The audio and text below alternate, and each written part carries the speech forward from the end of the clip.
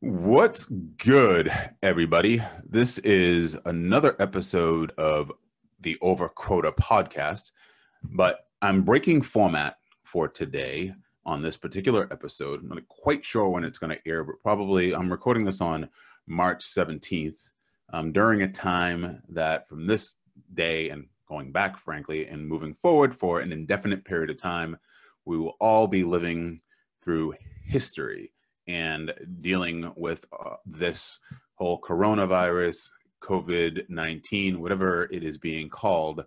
We're all dealing with this in our own unique ways.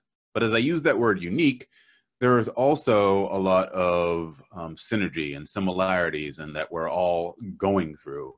And I think that it's important now for us to get together, talk about, how we're navigating our way through this new world and the new challenges that we have. And I had just published episode number 7 that was published on March 16th. So literally the day before I'm recording this, but I wanted to put this out here. Probably I'm going to release it today on the 17th or tomorrow on the 18th, depending on what the rest of the day looks like, but really wanted to get out there so that people can hear how the sales leaders that I'm working with and myself, frankly, are going through this and some of the things that you might want to be thinking about as well. So before I introduce my guest, who is a previous guest on here, again, I just want to remind you that my company, the J. David Group, is going to be sponsoring this episode and all episodes until we find a sales enablement tool or some company that wants to sponsor this Over Quota podcast. So again, my company, the J. David Group,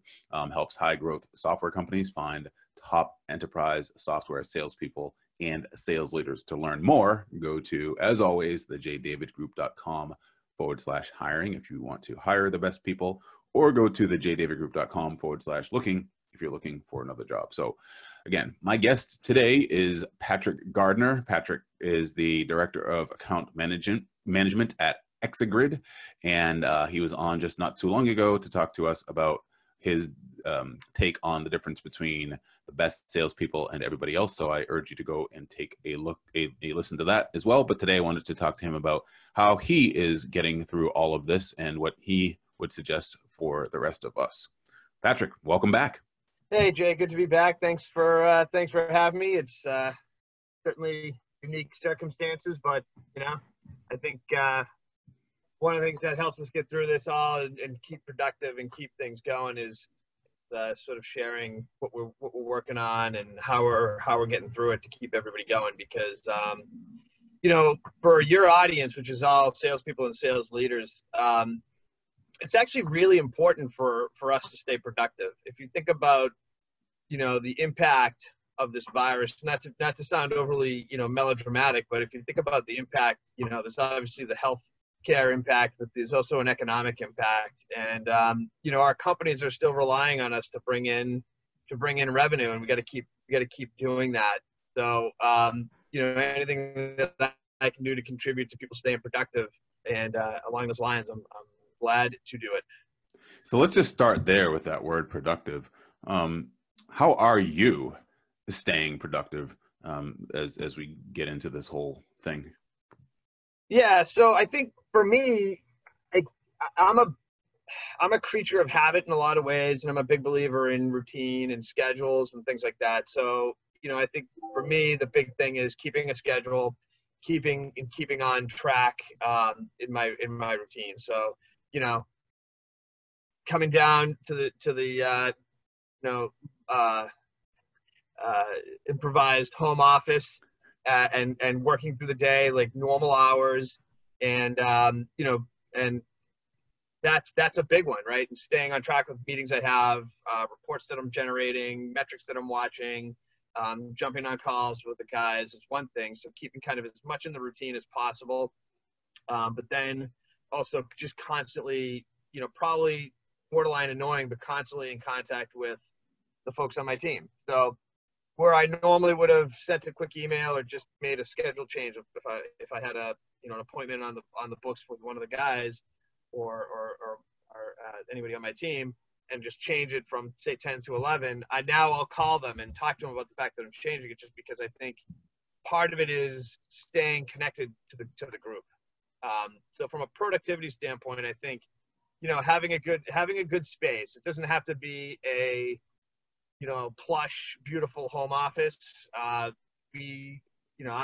relegated to second tier because my wife works from home often, so she's already got the sort of the better spot, which is fine. But just a spot where you can go, that you can set up, that you can have as your workspace, and just doing it and just kind of getting into the groove. And yesterday for me was pretty productive. I think the other thing is stay away from the distractions that you can get sucked into at home. If you're tempted to turn on the TV, don't. It's probably not going to be all that helpful anyway. Don't start doing little household chores and stuff like that, because that 5-minute chore could probably turn into a 30-minute, side trip. So that would be my advice, is just to sort of stay on your routine and work as you would in your office, just in a different setting, as much as possible. And let me just dovetail off of that as far as what you just said. So for me, I am, it's also I wouldn't say a creature of habit, but I would say that if I don't have a roadmap, like if I don't have a particular routine that I'm following on a regular basis, then I end up being a little bit all over the place, candidly, right? Like I just feel like, and so I've just more personal information about me. I grew up in the town where I live now. And the only time I really was out of my town was when I moved, when I was in college. I spent 4 years on campus at college. But other than that, I've been in my hometown here in Massachusetts. And I always tell people that part of the reason why I haven't moved is because I need a rock, right? I need something where I can actually sort of go back to, right? Like I meditate, and part of meditation is going back to the breath. And I don't have them on right now, but I have like meditation beads. And it's one of those things where like I always want to go back to that sort of foundation, right? And for me, my home has always been my foundation. Like where I live has always been my foundation. So now in this new world, as we're changing and having to work from home again, I've been actually March 14th I celebrated 9 years at the J. David Group, right? It's my company, and however I've been working at home in theory since then. Really, what that means is I go to a cafe and I open up my laptop and I work. And so for the last year plus, I've been going to a particular cafe and I have a routine of doing all that. And part of why I do that, to your point, Patrick, is that I don't want to be tempted to do a household chore or, go to the refrigerator or turn on ESPN, which by the way has no sports on it anyways. So you really can't escape all of the stuff that's going on right now. And I noticed that probably the last time, or maybe the last 2 times I was at the cafe, I was so busy. And I remember coming home, and again, all this is going on with the coronavirus and all that stuff. And I remember thinking that I just felt like I was in a completely different world, because when I'm working, when I'm in my flow, if you will, which is really important for me to get into my flow, like that state of mind where you're just so clear and focused on what you need to do. When I'm in my flow, and this is how I've always been, once I get in my flow, I forget it. There's no ESPNnews.com. There's no Facebook. There's literally nothing. All I do is just work. And when I come out for lunch or I come home at the end of the day, it's a good break for me to say, okay, now I'm back into this particular, now I'm back into, being with my family, or I'm back doing this. Okay, now it's time for me to check the news. But when it's work time, it's work time. Now that I'm home and I'm relegated to my home office, and luckily I have the you have the tier 1 home office. I have, exactly. I have the tier 1 office, right? Because my wife has worked out of the house for the longest time, and so now that I'm here in tier 1, it's so much different for me because I'm not in that normal routine. So one of the hacks that I like to use now, even as we're home, and you and I talked about this offline yesterday, like I literally got in my car to make phone calls, and frankly, I'll drive. Like I'll drive away from my home maybe 10 minutes or so, and either park somewhere in a parking lot to do a bunch of phone calls, or I'll come back and just frankly sit in front of my house, just because I need to sort of get into that routine of getting out of my house, getting into my car, taking a drive, going someplace, and then doing whatever it is I have to do. When I'm recording the podcast like I am today, and I have another one after this, that's when I'm in my home, which is perfectly fine, because that's what I would do normally anyway. So it's just, that's sort of what I've been doing to be productive, and really more than anything, I think, and maybe you'll agree with this, Patrick, it's a lot of it has to do with mindset, right? In terms of like what you're committed to doing, right?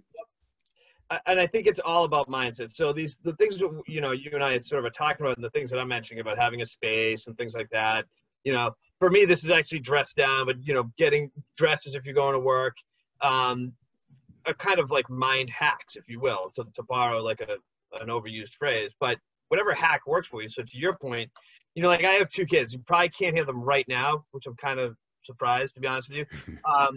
But if, you know, if you're in a house like mine where you get, you know, kids running around and things like that, and you're gonna do an important call where you need to be able to focus, and you'd prefer not to have, you know, a lot of chaos in the background, yeah, get in the car, go for a ride. You know, you know, find your groove. And I think scheduling is important to that, because I'm also a big believer in, to your point about flow. Flow is so important, because that's when the distractions sort of go away. But a great way to get into flow is to chunk tasks. And you and I have probably talked about this, because I've always been a big believer in this.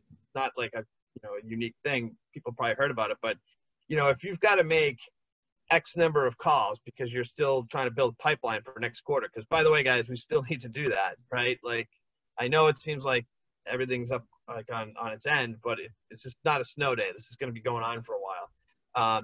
So, you know, if you need to bundle a bunch of calls together for prospecting, if you've got, you know, some customer meetings, et cetera, or calls, yeah, I mean, if it would make sense to get in your car and you can work that way, then yeah, just get in your car or go out, you know, to a good spot that you can do that. Unfortunately, we can't go to a coffee shop right now, but you know, there's other ways to do it. And if you bundle those tasks, those like tasks together, the likelihood that you start to get in a groove is gonna go up.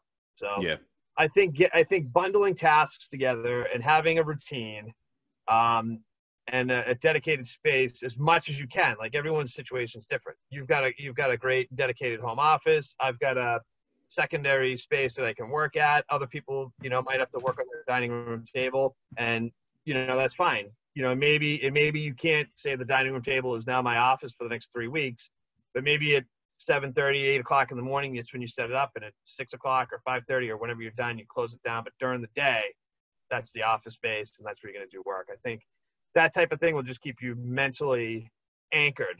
And I also would say, you know, you brought up meditation, and those people who know me probably, you know, wouldn't expect me to talk about meditation so much, but you know, whatever it is that you do that's going to allow you to sort of keep yourself grounded, because the distraction quotient right now is through the roof, right?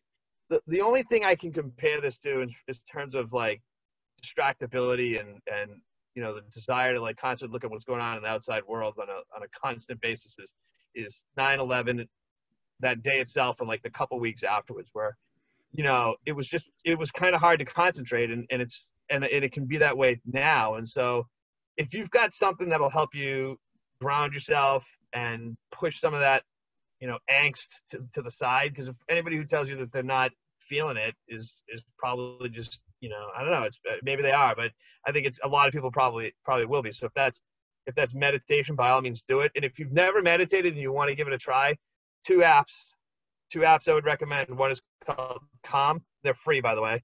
And the other one is called 10% Happier. Go download them. Give it a try. What the hell? But if that's not your thing, you know, during lunch, go for a run. Go for a walk. Like, I personally, one of the things that I like to do, and with schools closed, it actually works out. I grew up playing lacrosse, and so I'll take my stick and a ball down to the school and just bounce the ball off the wall for 15, 20 minutes when I can. It's a little snowy for that today, but you know, if I need a mental break to kind of ground myself, get outside and do that, that'll work. So I think any of those approaches or techniques, you know, are going to help you, because it's really easy for the mind to start to spin right now.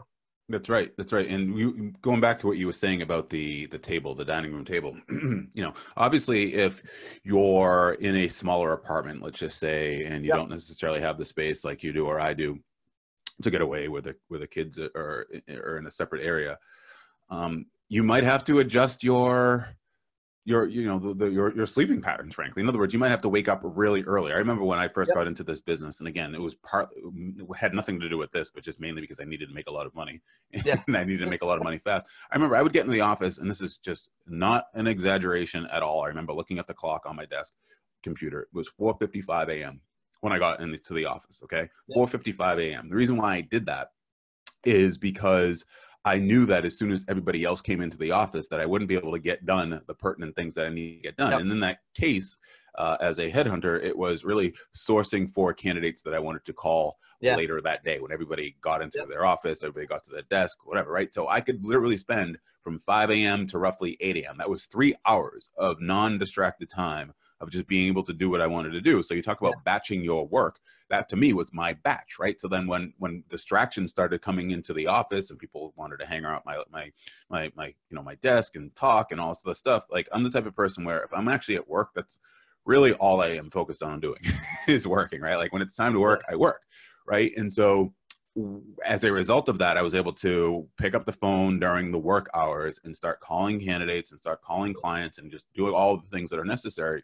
And then at some points that also meant leaving the office at 9:30, 10 o'clock at night, right? And so is it easy? No, but I think that sometimes we have to really think about, the trade-off, right? Like the short-term pain for a long-term gain, right? And so I think what we all have to do now is that, yes, this is a pain, right? That we're not bringing on ourselves, right? Nobody's actually deciding, okay, I'm going to get up at 4:55 a.m. to do this not because I won't need to make a lot of money, but because literally there's a virus that is going through this country that is just impacting us all. And so we're going to have to, just make those decisions and change our activity a bit, which might mean that as a result of getting to your desk at 5 o'clock in the morning while the kids are still sleeping or whatever, then maybe during the day, there's a time where you could go throw the ball off the wall or go talk to your kids and that type of thing. But I think it really is about sort of working through all those things. Yeah, I think that's a really good point. And, I was talking to one of the guys on my team yesterday, and both him and his wife work. And they're basically kind of working out a schedule, right? Like,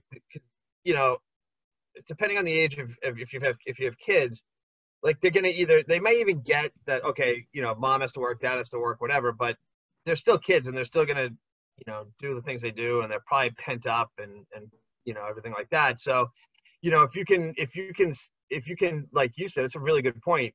Batch up things like an email or stuff you do on LinkedIn for early in the morning before they get up. That way, you've got that out of the way, and then you can use blocks of time throughout the day where maybe, your partner takes the kids outside to for a walk or something like that. That's when you make your calls, and then you sort of trade off for a little bit, and then maybe whatever. So I think batching activities, scheduling, and things like that will make life easier if you're in a house with a bunch of people. Especially if you've got young kids, it's going to be a challenge. And, if the weather gets a little better and you're able to, if you've got a yard, if you're in like a suburban setting, certainly you can throw them out into the yard. Unfortunately, you can't have them go play with all the neighborhood kids because that sort of defeats the point of them not going to school. But yeah, I think it's all about finding a new rhythm, right? Like we all have rhythms of the way we work and can be more effective, and we might have to adjust our rhythm. And yeah, you might have to do some things that are, a little bit painful, but there's worse things. That's right. Well, and you mentioned the tool Calm, which I have on my phone. That's what I use. That's what I've been using. And it's cool, right? Because it's gamified. So for all you salespeople out there who like scoring, you like, keeping score, right? Like I get really frustrated when a streak is broken. I'm like, oh man, like I meditated for 125 days and I forgot to do it yesterday. Or, you realize it's like 12:01. It's like after midnight. You're like, oh man, I just broke my streak. Yeah. Right. Or, so that's really cool. So that's what I use for sure. But let me ask you this. You mentioned communicating with your team. What tools are you using to stay productive and to communicate with your team and do all the things that you need to do? So this is really, really important because if you know me, you know that I tend to be hands-on, and in a normal situation, I'm walking around the office, I'm interacting with people all the time, face to face. So communication for me is really critical. And so first, I got to say, at Extra, we are very, very fortunate in that we have like an A+ IT team. Like these guys do such an awesome job on a day-to-day basis. But I can't even say they've stepped up, because we made the call to allow people to work from home over the weekend. So it's not like they rose to the occasion to get everyone so they could work from home. Like everything was already sort of in place, because the way the systems are geared allowed us to make that change easily. So I first have to give a shout out to them, because they really have delivered for us in an awesome way. So shout out to those guys. So, but more specifically to your question, so we use our phone system, and which is, I think I also either they used to or they still go by Thinking Phones. Switched at one point, but the app is called Fuse, so that's how I refer to them. It works great. I can make calls from the app on my phone. It's as if I'm on my desktop, and it works in conjunction with our click to dial thing that we use in Salesforce, which is called Ring DNA. So I can click a phone number in Salesforce, it rings to my cell phone, and it just makes the call out as if I were sitting at my desk. It just acts as a virtual desk phone. And that's our core phone system, and they just have this capability, and it's worked out really well. And then, WebEx, good old WebEx. That's the conferencing tool that we've been using at Exagrid, and so we're just using it more. I usually am not a big fan of the video portion of it. As I've said to you before, I have a face for inside sales, and I usually shy away from putting the camera on. But I think, for now, I'm putting it on because it's just good for people to see each other. So you become more than just a voice and things like that. So, the big tools are WebEx, our phone system Fuse, and just, regularly talking to people. And then, so the other thing that I do, and I do this anyway, but I sort of stepped it up a little bit, is I have a report that I run in Salesforce that just shows me all the accounts that my team touched in a given day. So I'll go through, I'll look at them, I'll look at the notes, and usually I just kind of look at the notes and whatnot. But now what I'll do too is I'll pick a couple of them, and so I hadn't do that much yesterday, but it will start today. I'll just call the guys up. I'll call one of the reps up and just ask them, hey, what was this conversation? Tell me about it.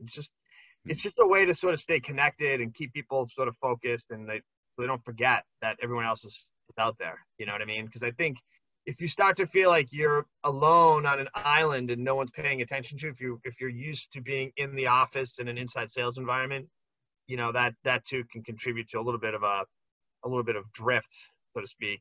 Whereas if you're constantly in touch with your team, then it sort of helps to ground you a little bit as well. And that's the other thing I'm doing, is I'm doing a daily check-in with the team where everybody gets on the call, and we all, like, even if it's just 15 minutes, we just kind of have a quick roundup, middle of the day, right? Because I think, you want to get people sort of in the middle of the day and get them through the afternoon.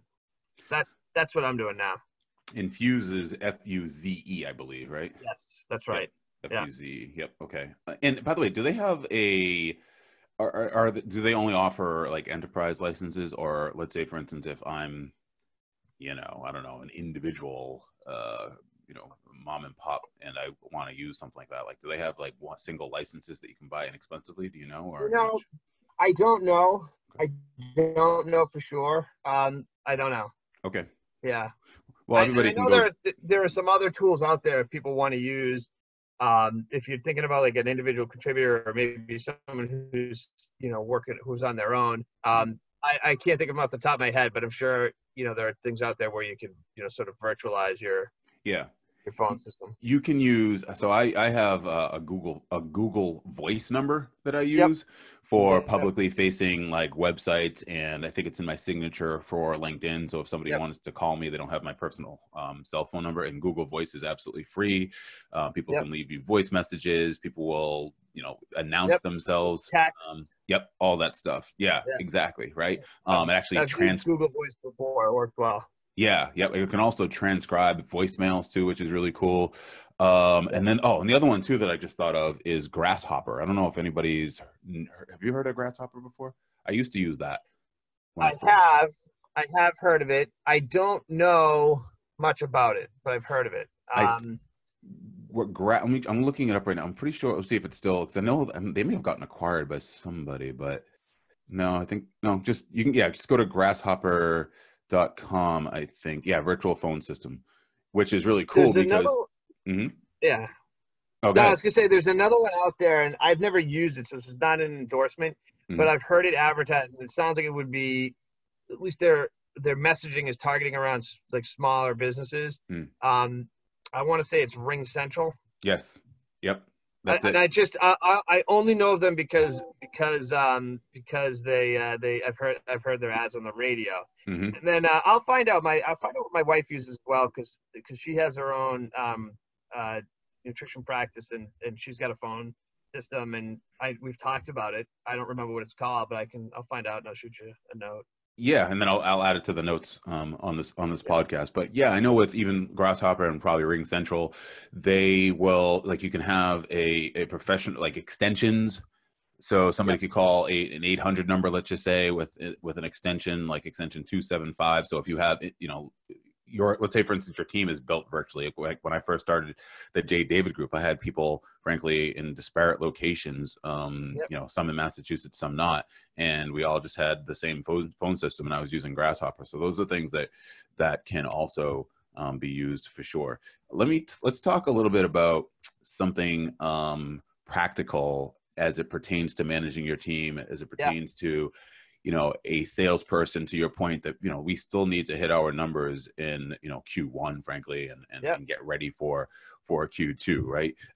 So more now more than ever, by the way. Yeah. Yeah. So Yep. yeah, so how are you, like, when you're in, first of all, are customers now harder to get a hold of, number one? If they are, how are you sort of managing with that?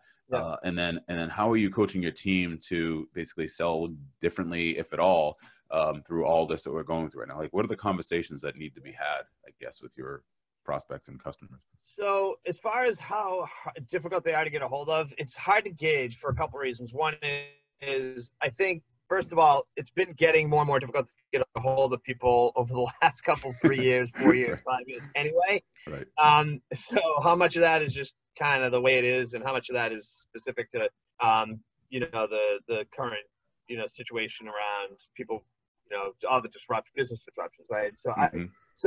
I'll just go by yesterday and Friday, and I'll say I didn't really notice it that much. I actually didn't notice anything from my team or just, my daily, just going through the day, that it was that much more difficult to get a hold of people. Mm. I don't know if that will stay the same or change. I kind of wonder if there'll be a little bit of a kind of a bell curve where, so we sell to IT people, right?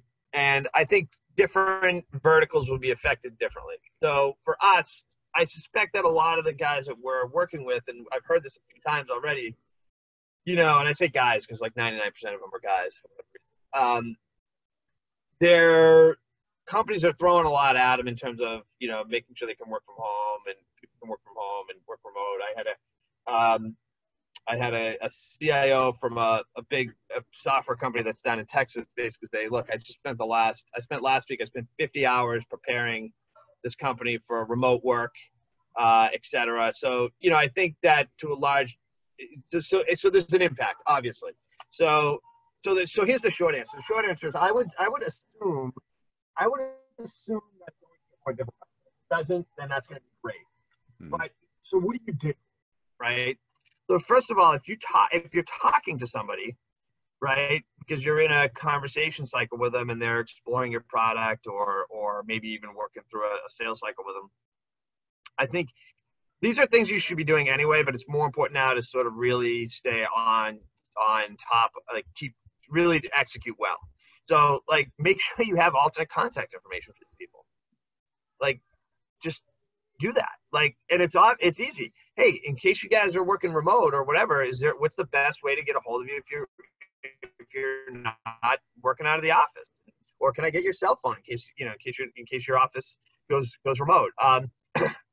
When you get off the phone, before you get off the phone, make sure you've got a next conversation set up and put it in their calendar.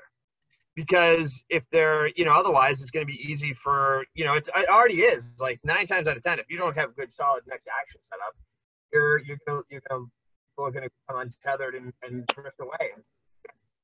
that's the guy went dark on you.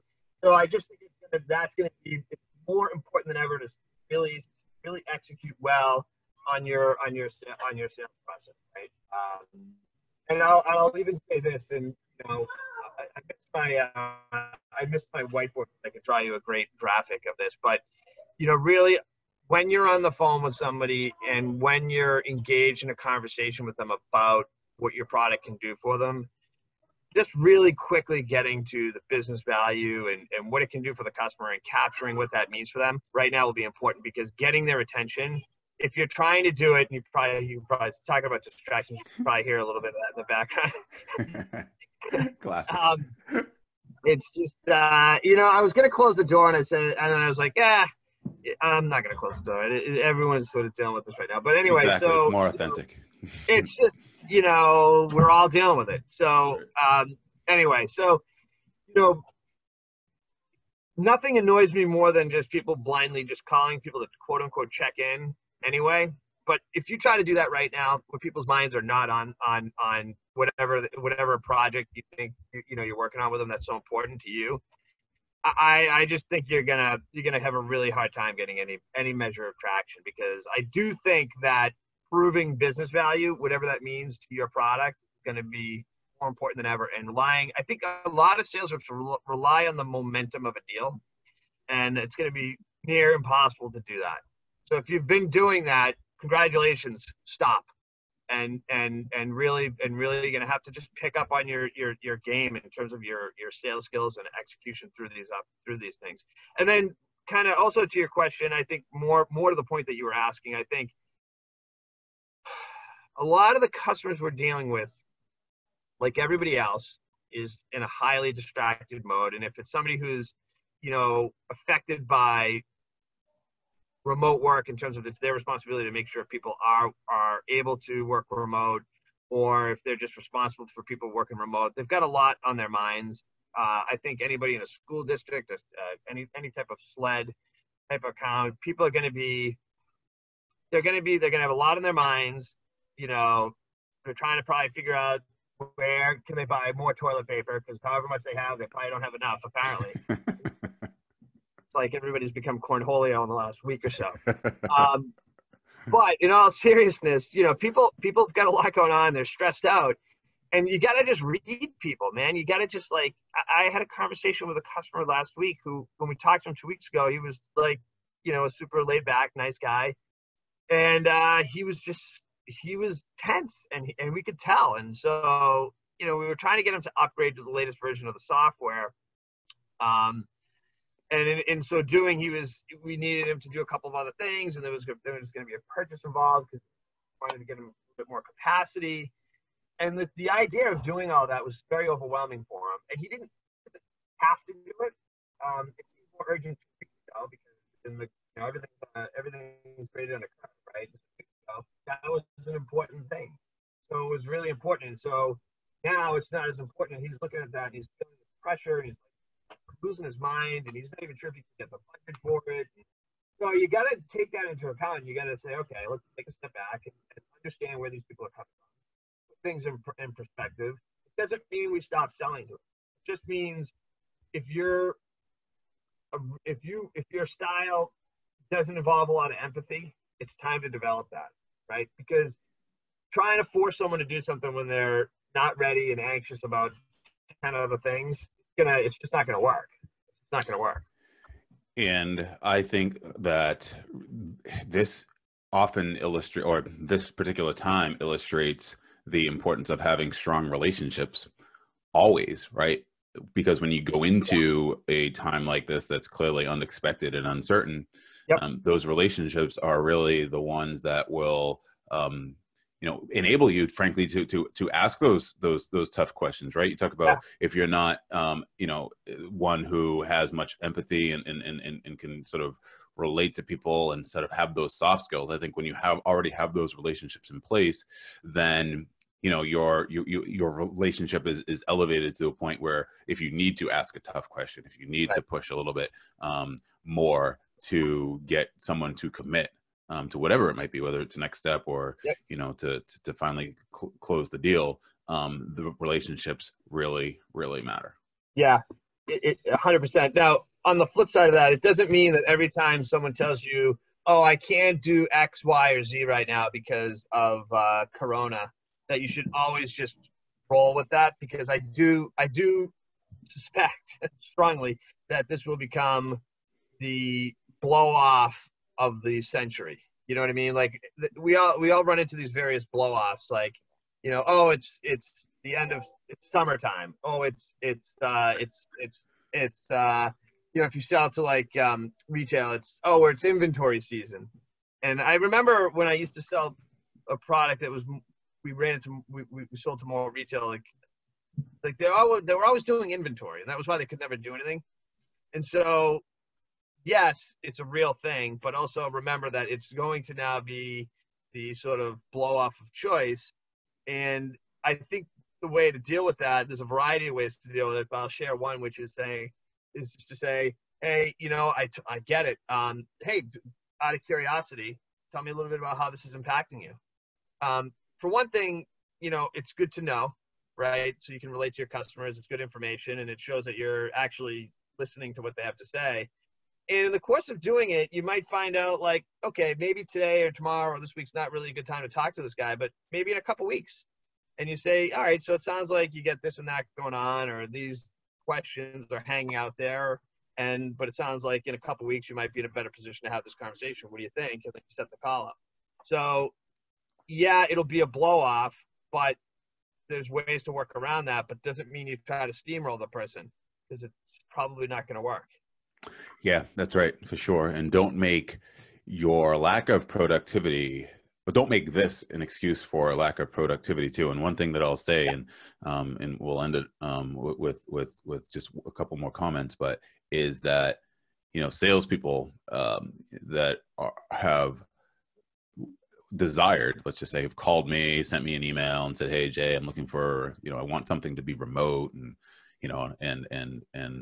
you haven't necessarily experienced that or had an opportunity to do that. Now is your opportunity to show yourself, but also show your employer and folks that you have the capability and the ability to work from home and to be productive, despite all this, right? So with all the distractions that Patrick and I just talked about, once we get out of this, there'll clearly be not a distraction like this, hopefully again in our lifetimes. If you're able to do it during this, then you can not go back at this time, look back at this time and say, oh, well, it was the coronavirus, so I didn't hit my number. Or, oh, it was the coronavirus because blah, blah, blah, blah, blah. You can go back and say, no, even through the coronavirus, I was still able to be productive. I was still able to drive value. I was still able to, do all the things necessary in good times, right? And then frankly, that's what I can say. I mean, I was a headhunter just early on. I was probably 2 or 3 years in when Lehman Brothers collapsed in September of 2008.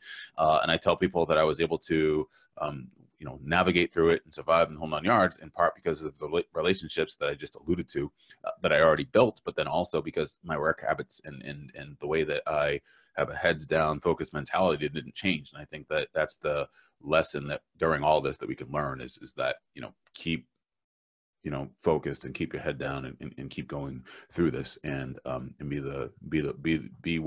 be part of the group of people that will still be standing. Yeah, I think you're 100% right. It's really important for everyone out there to do that, and to, this is one of those defining moments. It's, again, the risk of sounding a little overly dramatic, right?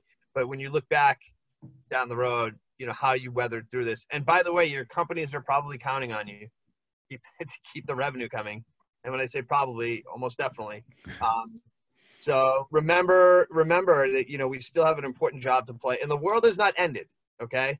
So I did some math, because I don't know why, but I was compelled to do it. Yes, we have to do all the things we're doing, because if we don't, then way too many people go into the hospitals and it's a huge problem. But most people are not going to get this thing. So that means that they're still out there, and companies still need to function. So the world has not ended, but we do need to adjust to the playing field for the time being.